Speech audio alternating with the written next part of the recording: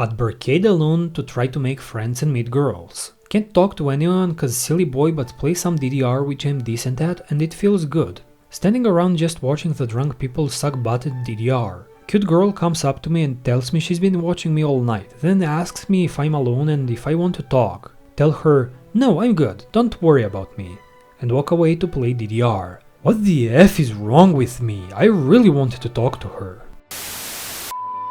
Have one-itis. Bad. She becomes my childhood best friend. 15 years later, still have it bad. We live in different states, talk online all the time. Ask her out and she says yes. She comes to visit me.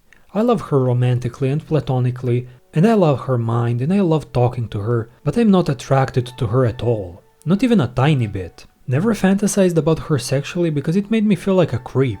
Now realize if I had, I might have realized this sooner. I love her so much, bros, but there's not even a spark physically.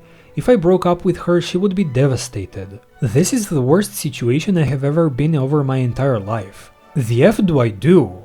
What the F do I do? Bros, is it now creepy to fantasize about your own GF? I ruined Thanksgiving. Have family over for meal at my place.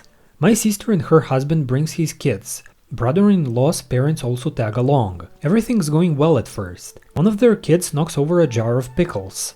Tell brother-in-law it's fine, just go get a replacement jar. He gives me a stupid look. I sucker punch him in the face. He looks shocked. I do it again. He stumbles backwards into a table and falls over. Kick him a few more times in the face just because I felt like it. His dad tries to intervene. Hit him with a haymaker. Dude's like 80, so he was out. Run inside my house, grab my .45. Fire a single shot in the air and yell, "This is my house where I can make my own rules. If you don't like that, you can get the F out." Everyone suddenly leaves. More than 2 weeks later, still nobody will return my calls. What the F is wrong with me? Anon really doesn't tolerate people telling him what to do on his own property. Based.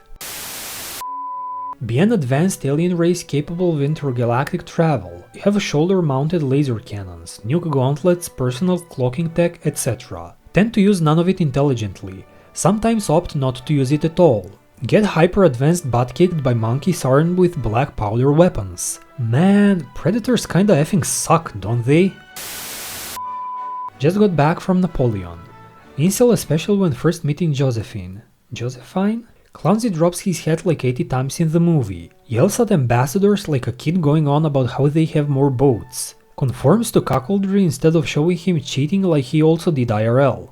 Extremely stiff and robotic in the delivery, not sure if Napoleon is meant to be like that or if Joachim's performance was just bad.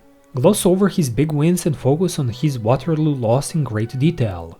Show him chucking food at his wife like a literal child when he gets upset at her. All in all, why did they portray him as a petulant man-child? Am I being cucked? Met this girl in science club a year ago. Go out on coffee with her and do some projects together. Once see her kissing guy on uni and they become pair around that time. Let it go, just enjoy being friends and working together in club. This week hang out in cafe. After that she texts me if I could help her shop for a new dress for a ball. Is this what being cucked feels like? If you're liking the video and want to watch more, be sure to support the channel by liking, commenting and subscribing.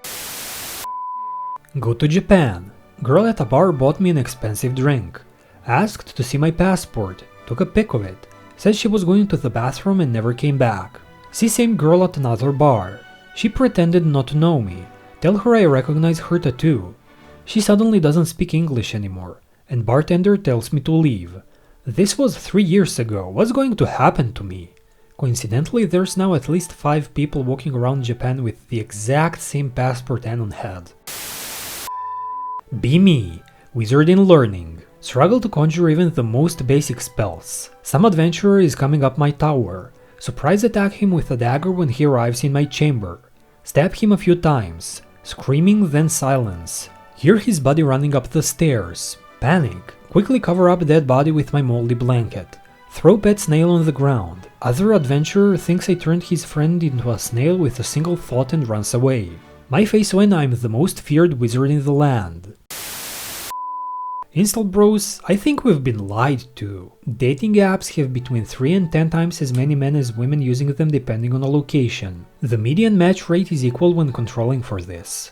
Online dating studies show similar effects of desirability and attractiveness for men and women. The number of men and women who had dated, hooked up, or found partners through dating apps are highly balanced. The most promiscuous men, top 20/5% in lifetime sex partners, are reporting if anything less partners today than they were 10 to 20 years ago. There is not a growing sexlessness gap between young men and women. Physical attractiveness has only a weak correlation with sexual experience, and it hasn't appeared to have risen since about 30 years ago. STD rates aren't higher among women, aren't rising disproportionately since the introduction of dating apps. Most men report positive experience with dating apps and most women don't. Women only rarely orgasm from hookups. Where do we go from here? Have we been gigacoping by blaming all of our issues on dating apps? I mean, if you've been blaming your issues on dating apps, you've absolutely been gigacoping. But that's besides the point. If any of you anons is brave enough to go and read this article and share with us if it's legit or not, please be sure to share it down in the comments. Am I obsessed with you? Of course, idiot, I want to marry you. You should hold me more, I never get tired of it. I never slept well until we moved in together. I can never get enough of your touch, please let me know if I'm being overbearing. You mean everything to me, I love you. Our kids will be so cute. Hey, I made dinner for us, I hope you like it. Sorry if my staring makes you uncomfortable, your eyes are just really pretty. My favorite times of day are when you're all over and wrap me in your arms like a blanket while still half asleep. You love me, right? Please never leave me. You mean everything to me. Do you think we should go to a fertility clinic soon? Life is really great right now. Let's go drive for a while and listen to that one playlist you just made. I love you more than you could know. Natalist Logic 101. This world is an evil place. Let's bring a new life here. This world is full of child abusers, rapists and scammers. Let's bring a new life here. I had it hard growing up. Let's bring a new life here. Disease runs in our family. Let's bring a new life here. I'm struggling to put food on the table. Let's bring a new life here. We are all wage slaves to some corporation. Let's bring a new life here. I want to end myself and I hate life, but conceiving a new life to potentially experience the same will make me happy again. Maybe my baby will be the next Einstein, so let's bring another unfortunate soul here. Poor guy. Growing up in a rundown part of town. Lots of old warehouses and abandoned brick buildings. Tons of alleyways which are fun to explore. Have this girl who lives near me. Tells me she found a weird alley where she can't hear anything. Not sure what she means, so I follow her. She takes me to an alley that I've always avoided. No real reason, it just always creeped me out. Keep in mind the neighborhood is not busy at all, not many passing cars or anything. Plus we're in an alleyway, so it's super quiet. But then as we're walking down the alley, everything goes dead silent. The girl stops, looks me in the eyes and points to her ears.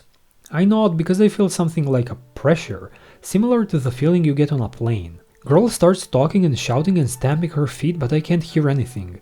I try to talk but can't hear anything. Feeling creeps me out and I turn to leave the alley.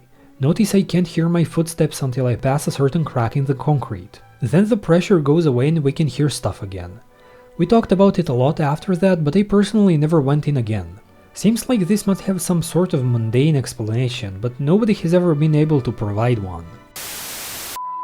Anyway guys, if you liked the video make sure to like, comment and subscribe. Bye!